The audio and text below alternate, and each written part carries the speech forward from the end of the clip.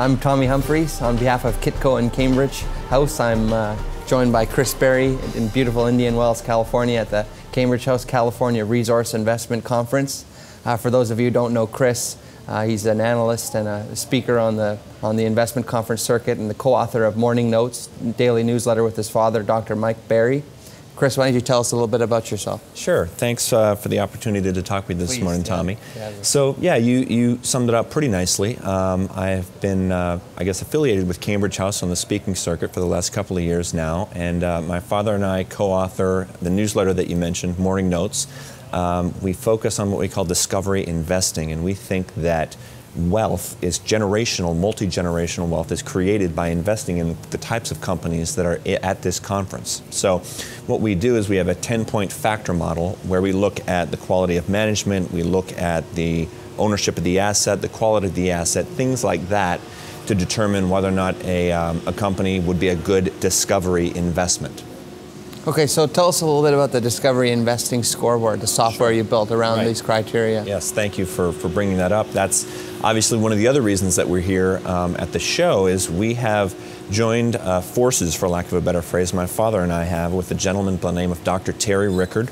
He's a former senior fellow at Lockheed Martin, and he is one of the world experts in an advanced mathematical algorithmic technology known as computing with words. And what that essentially does is it takes subjective judgments and quantifies them and puts numbers around them. So what we have done by joining forces with Dr. Rickard is we have taken our 10-point discovery grid, all of those factors that I had just mentioned, and rather than putting a subjective numerical judgment around them, what we do is we have a piece of software, which by the way is complimentary. Anybody can log in and use it. But what you'll do is you'll go in and you'll log into it and you will look at each one of the factors. Take, for example, management. You could say management is very good, management is good, average, poor, or somewhat poor, things like that.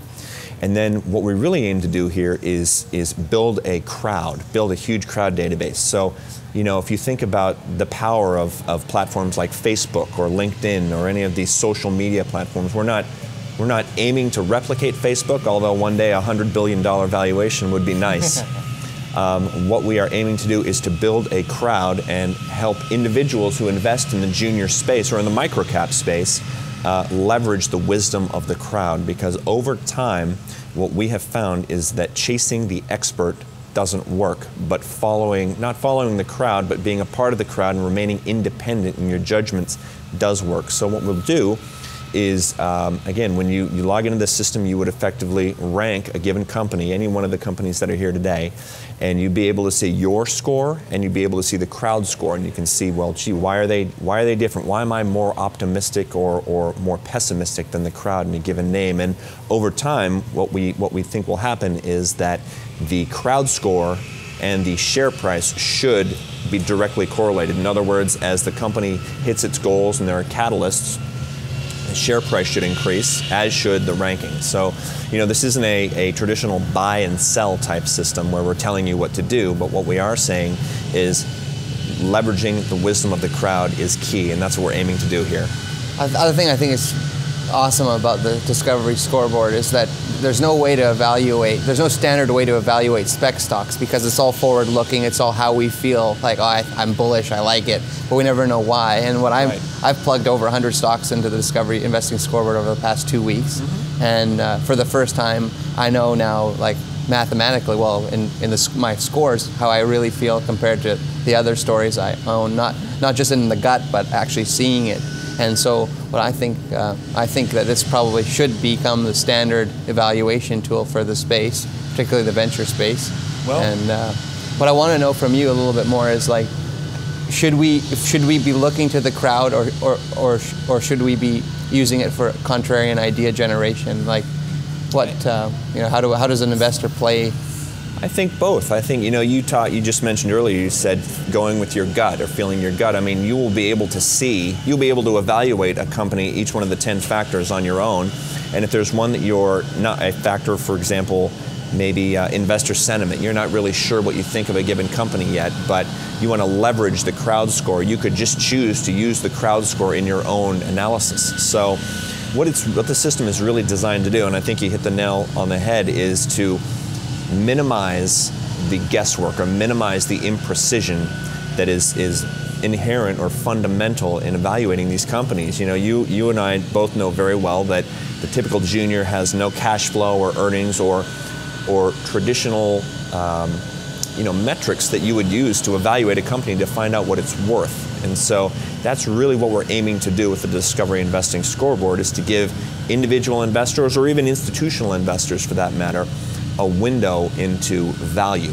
Whether or not it's a contrarian play, and for example, the crowd might be very bullish and very optimistic on a graphite stock, for example, and you might think that graphite's overblown, it's too early, something like that. So it could be a contrarian indicator for you. It all depends on your own, independent and individual judgment calls. So how often should I update my scores for companies? Well, that's up to you. The system itself is dynamic. So say, for example, you're following a name and a press release comes out, they release a preliminary economic assessment, and you want to update one of the factors to reflect, this good news, or maybe it's not such good news. But I would do that immediately. I would do it intraday. And that way you can see on a real-time basis the change in your ranking. Biased. Exactly, and then the change, and that will obviously, your change in score will affect the crowd score as well. So you'll be able to see it on a real-time basis. And the ultimate goal, I think, for us is when something happens with a given name. And by the way, we're talking about juniors. You could use this system to rank Apple, for example, or mega caps or large caps. But the hope over the longer term is, once we build the crowd and build the database and obviously protect the integrity of the data, is when something happens with a stock, when there's a catalyst or a news release, the first thing that you should think about is what is the DIS saying about this? How is that ranking moving? So that's the ultimate goal for us. And we released this software several weeks ago at the Vancouver show, the Vancouver Cambridge show. And so, we sort of have the pedal to the metal now, and we're building the crowd database and also building the company database. That's awesome. Well, I'm obviously a fan. So with the Discovery Investing Scoreboard, you have first standardized evaluation tool for spec stocks, the wisdom of crowds, and thirdly, contrarian idea generation. This is a free product led by this young man and his father and Dr. Terry Rickards. And you can try it for yourself at discoveryboard.com. Is that correct? That's correct. So while I have you here, though, I just want to keep chatting a little bit. Sure. Tell me, where do you think is the real way to get rich investing in junior mining stocks? If you asked each one of the speakers that question, you'd probably get a different answer. I think that we have a longer-term view, a macro view on the space. We are huge believers in this rising quality of life cycle that's emanating from the emerging world, countries like Indonesia and, of course, China and Brazil and India.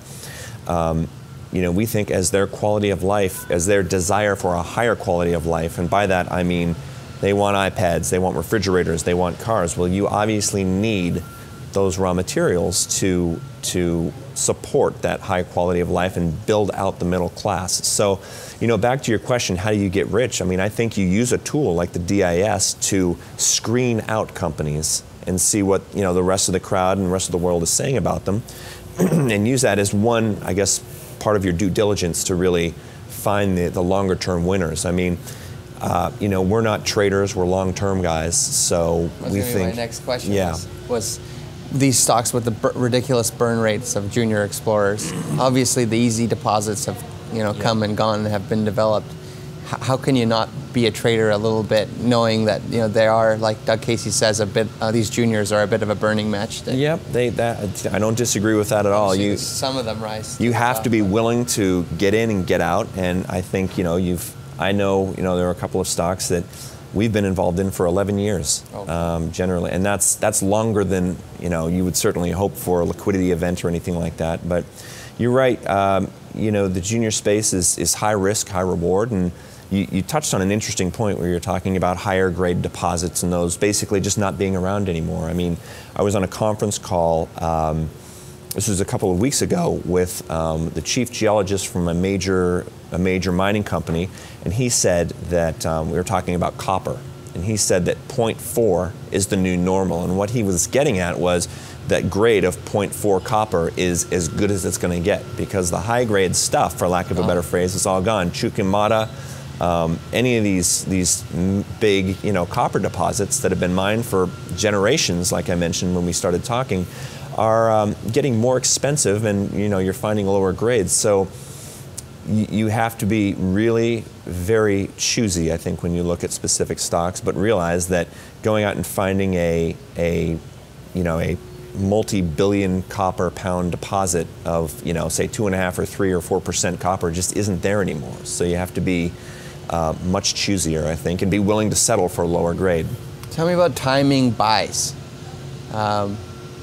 Do you think that people should follow the strategy? Like, obviously, tax loss selling week is a good time to buy stocks. Summer, typically, there's less action in the junior markets, and therefore the prices come off. Do you think that investors should follow a strategy like that, or when they like something, they should buy it? Well, again, I think that's an individual decision, but generally speaking, the true contrarians are the guys who are buying during tax loss selling season, and they're buying in the middle of July when the market's asleep and everyone's doing site visits and there's really nothing going on.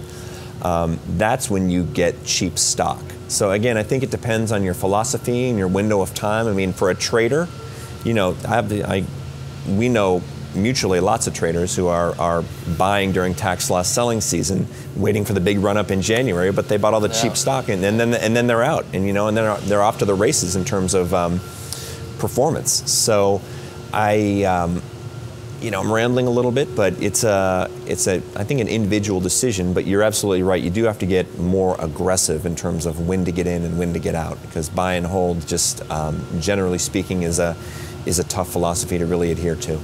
Well, on behalf of Chris Berry, Kitco, Cambridge House, and myself, I want to thank you for watching, and we've got more interviews coming.